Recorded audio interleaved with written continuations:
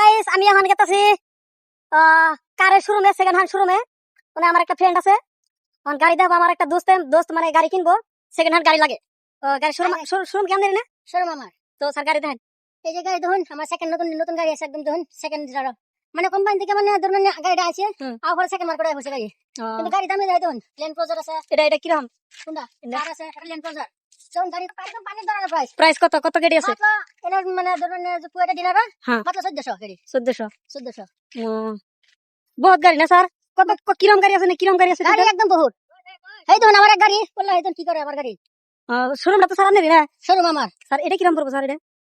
এটা land cruiser, এটা নেয়ার 8000 টাকা লাগবে। 8000 টাকা? 8000 ডিলার ওইটি।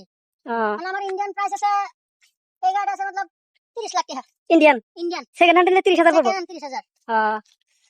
তো স্যার কত গাড়ি আছে আপনাদের টোটাল? দেখুন একদম দেখুন গাড়ি বহুত আছে, প্রায় আমার স্টক গাড়ি আছে। হ্যাঁ, আরেকটা গাড়ি আছে টয়োটা, এই যে টয়োটা আছে গাড়িটা। এটা সেকেন্ড হ্যান্ড। হ্যাঁ সেকেন্ড মার্কেট আছে। এটার দাম কত? এটা দাম মাত্র কুয়াটি দিনের 15,000। 15,000 টাকা।